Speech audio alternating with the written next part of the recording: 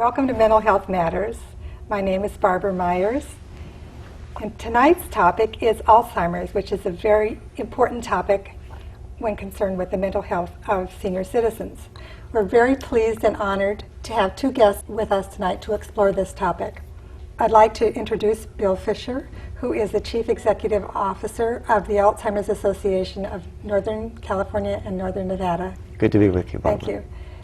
And I'd like to introduce Rich Castillo, who was a caregiver to his mother who had Alzheimer's.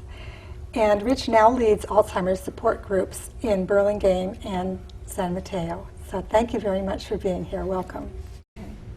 How does Alzheimer's differ from dementia? Yeah, great question. I get that all the time. So dementia is the syndrome. It's a broad stroke description of problems with short-term memory loss, problems with your ability to process information.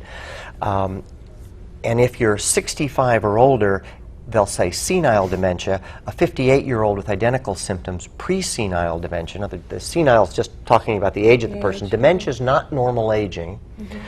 It's worth just noting very quickly that all of us as we age will slow down a little bit cognitively. That's pretty typical. Right. So you go to the grocery store for 10 items and you come home with 7 of them. Mm-hmm. And oh shoot, I was going to get milk and you forgot about it. But if you get lost coming home from the grocery store, a trip that's familiar to you, that's not normal aging. And now we have a memory deficit that gets in the way of living independently. That's when we start to worry about things like dementia.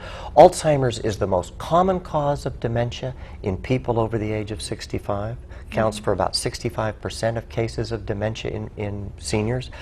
Just like all roses are flowers, but not all flowers are roses, all Alzheimer's is dementia, but not all dementia is Alzheimer's. There are some other progressive degenerative dementias that seniors get, things like frontal temporal lobe dementia, Lewy body dementia, vascular dementia, but Alzheimer's is far and away the most common cause. And oftentimes when I meet somebody and they say, well, you know, they're at the end, mom didn't know the names of the kids anymore, but I don't think she had Alzheimer's, she just had dementia.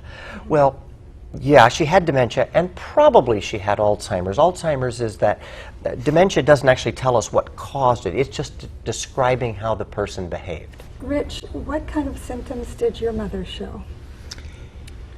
The first symptoms that we noticed had to do with food and cooking.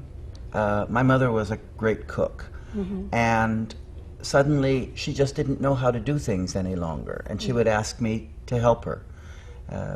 I do remember her asking me how to make spaghetti, and my mother made a killer spaghetti sauce.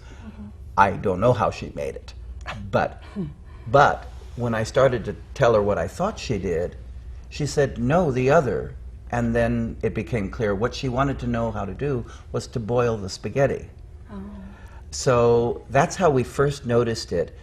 But again, not realizing that it was a disease. At first we thought, and I think that viewers should know about this, the behavior is such because the patient is also coping. The patient knows what's going on, may not have a name for the disease. And my mother would cover for herself. So she would say things like, oh, I forgot something, just as a way of not having to admit that she didn't remember how to do it. So that's how we saw it. It was just doing little things around the house that she simply couldn't do any longer. And then it got worse. She started insisting from any visual cue that, for example, she would see something on the television and she'd say, I was just there yesterday. And it might be a picture of the Taj Mahal. So, you know, and then we, of course, not knowing what was wrong with her, we would argue with her, Mom, that's in India, you've never been to India. So. I know a lot of people who are older have depression. How do you tell the difference between depression and Alzheimer's? Yeah, so depression, as you say, is not uncommon in seniors, and Alzheimer's is also a statistically common disease, but they're quite different. Depression can cause some of the symptoms that look like early parts of Alzheimer's. So a person who's depressed may be apathetic, they may be listless, they may be less communicative than they were previously. Depression, of course, is treatable and manageable. Alzheimer's is progressive and degenerative, and you're not going to get better. Depression can accompany Alzheimer's. So depression can be one of the side effects of Alzheimer's. So it's important for the doctor to take these things seriously. I know at some academic medical centers that specialize in Alzheimer's, when in clinical settings, when they see someone and diagnose them, they will routinely treat the person for depression.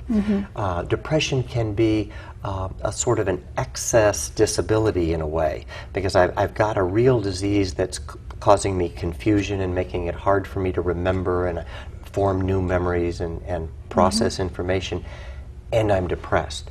So maybe if we can get rid of the depression, I'll do a little better, as Rich would say, coping early on with the things that I can't treat medically.